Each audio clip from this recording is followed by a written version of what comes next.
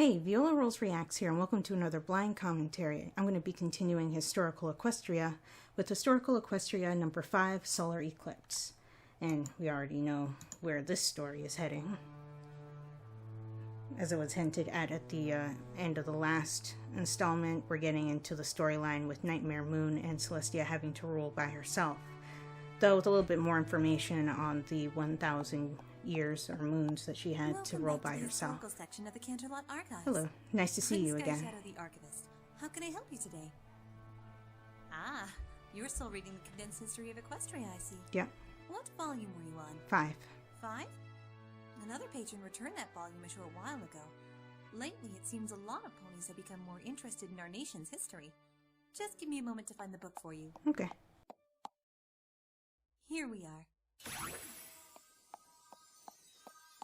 This is one of my favorite volumes in the series, because it deals with an age that, until recently, was blurred by mythology and legend. I can summarize it for you if you don't mind. That's fine with me. Let's do it. Okay, here we go. The princesses had returned from their battle with Sombra. Even though they defeated the evil king, to the princesses, the Crystal Empire was an utter failure. Right, because the whole entire empire disappeared. His curse leaving behind only remnants of his dark magic. What's more, Luna had been injured in the fight, so Celestia had to take on the duties of ruling by herself while her sister recovered.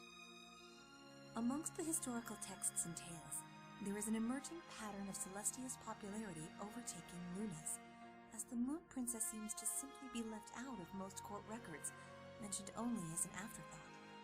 Right, because she only worked at night. Numerous events celebrating Princess Celestia and her defeat of Sombra, but not Princess Luna. Oh, wow. Perhaps this was due to her injuries, but Luna's absence at court allowed for Celestia to become the focus of public opinion.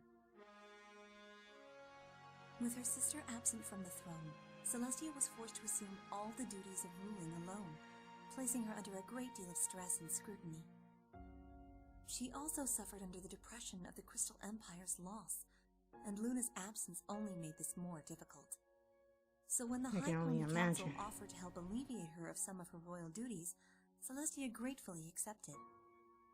She allowed the council to take on many responsibilities to ease her burden while her sister recovered. The council had always been the strongest supporter of the princess's diarchy, so there was no reason to distrust them. Me guess they made Luna's influence even less. Celestia was incapable of spotting the trouble brewing amongst her proclaimed supporters. When Princess Luna at last returned to court, she found her power greatly lessened. Yeah. Celestia had allowed the council to take over many of her sister's responsibilities, leaving her with little more than the control of the night. What's more, the council did not readily give up their newfound power. Luna voiced her discontent to her sister, but the council merely stated concern for the princess's health as their reasoning. Many ponies already viewed Luna as the inferior of the royal sisters. She was not as powerful, not as wise, and many believed her outcry to be fueled by the vanity of youth. Vanity of youth? She might not have been fully recovered, there was a certain amount of truth to Luna's concerns. And so, the council began to quietly spread rumors suggesting that Luna's injuries were more than could be seen. That, perhaps, in their fight with Sombra, the evil king's dark magic had somehow tainted the Princess of the Night. The council took great care to keep these rumors from reaching Celestia's ears. How? But she was still concerned for her sister's growing unhappiness. She began privately investigating the council's actions. Actually, even in the show, like, she didn't know she was a turn of a phrase. Like, it's very weird that how oblivious she is to some things. Many in the council shared sympathies with the herd of Astros, the cult that worshipped the princesses as deities. And while most in Equestria held the princesses in very high esteem, the cult was known for their extreme views. The power Celestia had granted to the council to aid her had also given the cult very real control over Equestria's government. Oh. Unbeknownst to her, they had implemented laws to force their radical views onto others. Immigrants and survivors of the lost Crystal Empire who had fled to Equestria for safety were now being coerced into a religion that was not their own. They had even gone so far as to imprison those who refused, and all in Celestia's own name. Wow. And I just noticed that the star on their cloaks, Celestia's magic symbol, is larger than Luna's. It left the princess with only one solution to restore peace and her good name. Rather than taking military action against the cult, Celestia chose to publicly address their actions, making it known that she was aware and did not approve. She announced that if it was in her name they were carrying out such atrocities, then she would abdicate her throne and leave Equestria to rule itself. For harmony was not about conforming to one belief, but embracing all beliefs equally. Celestia was the chosen focus of worship for the herd of Astros, and her admonishment was akin to excommunication. Fearing the abandonment of their deity, the cult forswore their political ambitions, restoring the princess to full ruling power. Celestia then ordered the release of all those they had been trying to convert through force, and the disbanding of the herd of Astros. From that day forward, the cult would spend their remaining days making amends to those they had wronged, which they vowed to do if Celestia remained as Equestria's princess. The disbanding of the High Pony Council, one of Equestria's oldest governmental offices, was not met without some sadness. But the incident had made Celestia much more conscious of her decisions and their resulting consequences. As a ruler, that's good that she learned something from it. The experience, and the ponies of Equestria adored her all the more for overcoming those struggles. While Luna just sinks further into the shadows. Even though ruling now fell squarely onto the shoulders of the princesses, Luna's return to the throne went almost unnoticed. The Moon Princess had been away from the courts for almost half a generation by this point, and the royal court had changed drastically. Celestia tried to support her sister and help her regain her authority, but the rumors of the disbanded council had done their damage. Even in her own eyes, Luna was superfluous to the crown. It was Celestia who had ousted the herd of Astros and defeated King Sombra. It was Celestia who raised the life-giving sun to the cheers and adulation of Equestria. Amidst that deafening praise, Luna's voice was simply drowned out. A rift had been growing between the two sisters that now widened into a gaping chasm. Luna became resentful and lonely. Celestia was simply unable to understand the source of her sister's agony. Her efforts to involve Luna only seemed to amplify the Moon Princess's insecurities. The sisters had become estranged, and Luna retreated into their castle, emerging only for necessary appearances or to carry out her duty of raising the moon. Luna's presence at court was minimal. She did not feel welcome among the nobles and courtiers fawning over Celestia, all faces she no longer recognized. Oh, wow. In lieu of her lost time at court, Luna had been expanding upon her craft, sculpting constellations in the night sky. Astronomy was not a popular subject at this time in history, which is truly a shame, as it was the Night Princess herself that invented the phases of the moon. Many of the constellations we know today were, in fact, implemented Interesting by you Princess mention Luna that, since during there are this no time. phases of the moon in the show, but go on. Celestia herself has lamented that she could not match her sister's ability. Unfortunately, Luna's hard work went unnoticed, except on paper. One can only imagine what it was like for her to watch the lights in Pony's homes go dark before her moon had even risen. Ultimately, Luna's resentment overcame her, and she abandoned her duties of controlling the night, leaving the moon in the sky. The long night came at a time when Equestria could ill afford it. Harvest season was soon approaching, and without the sun, the crops would wither. Celestia tried to convince her sister to lower the moon, but Luna had locked herself away in the castle, listening to no one, and Celestia no longer had the support of the council to assist in keeping the masses assured. She attempted to use her magic to support the harvest while still trying to convince her sister. But the fears of her people began to weigh on her, and she was the only one they could turn to. Reluctantly, Celestia finally took it on herself to end the long night, and wrested control over the moon with some difficulty. The ponies of Equestria cheered in joy, But for Luna, it was the last straw. In its long history, Equestria has known few eclipses, most specifically from the time of the Cataclysm, when the sun and moon ran rampant in the sky. This is, But this the was moon the rises. very first solar eclipse ever witnessed by pony kind. Infuriated by Celestia's actions, Luna seized control of the moon once again, placing it over the sun and darkening the sky. And from its blackness emerged the tainted princess in starlight armor. Nightmare Moon was born. It's said that their battle raged throughout the sky, Celestia faring poorly against the unbridled hatred empowering her sister. Legend states that Celestia used the elements of harmony to defeat Nightmare Moon, but as has been proven with the new bearers of the elements, Luna should have been completely purged of the evil contaminating her.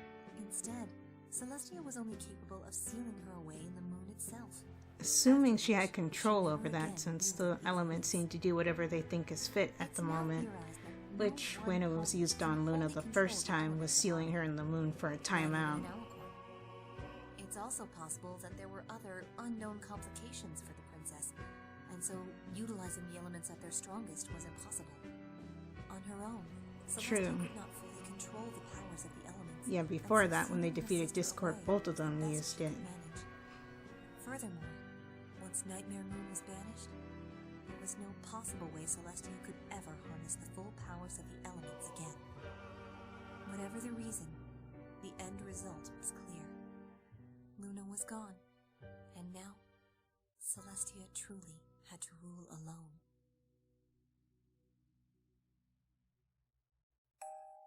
This is a point in history where things become somewhat muddled. There is shockingly little historical evidence This is about both the Lullaby for the rise of Princess. Nightmare Moon and the days following her defeat. About the most any pony can find about Nightmare Moon are obscure legends and old mare's tales. Even this particular volume happens to be a revision made after Princess Luna's return. There is an explanation, of course. If you review the royal edicts of this time, there's a particular decree that stands out regarding Princess Luna. Oh, really? It gave Princess Celestia the right to control anything written about her sister and Nightmare Moon, which implies that the princess wanted to protect her sister's reputation. Right, by making Nightmare Moon seem like a separate entity. The cause of the disconnect between Luna and Nightmare Moon. Why no pony realized that they were one and the same. Over time, Luna was forgotten by history, as the princess had vanished. And Nightmare Moon became nothing more than a myth. The age itself saw a drastic change in opinion about Celestia, however. Frightened by the idea that one of their beloved rulers had turned against them, the ponies of Equestria were suddenly very wary of the Alicorn princess. These fears were fed by Celestia's banishment of every pony from the royal court. Celestia had fallen into mourning. The loss of her sister by her own hooves was devastating to the princess. Not only that, but Celestia This artwork is amazing, by the way. as well as the day, and controlling the intricate details of her sister's work was magically and emotionally taxing on her. The princess had effectively withdrawn from ruling, retreating into her castle. Without Celestia's presence, the ponies of Equestria had no one to look up to for guidance and safety.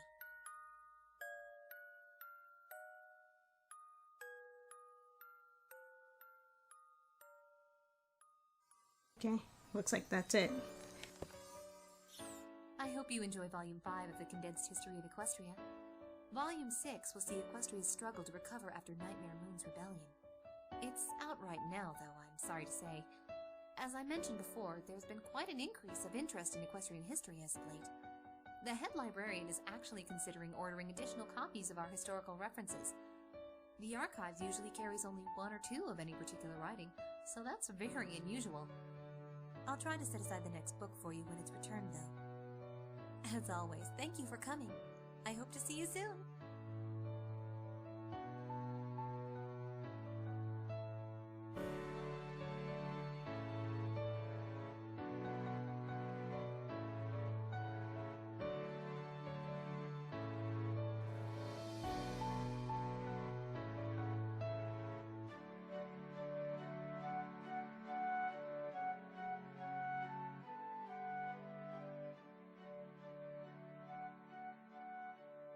I'm guessing we have a message from the Overmare like usual.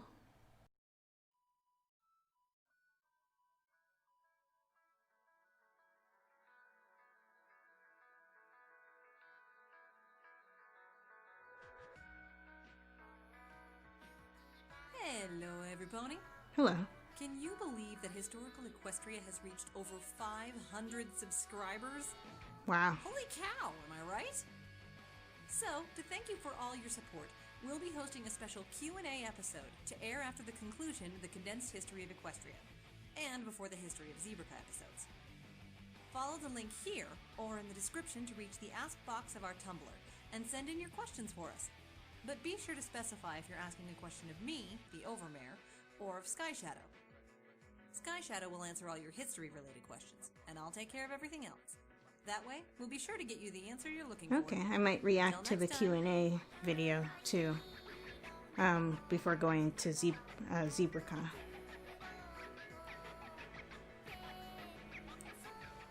Okay, and that's the end of that one.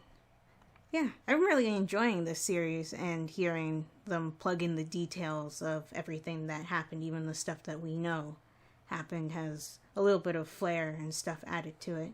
I think it's nice. If you guys enjoyed this video, be sure to check out Historical Equestria in the description below, and be sure to like, comment, share, and subscribe, and I'll talk to you guys next time.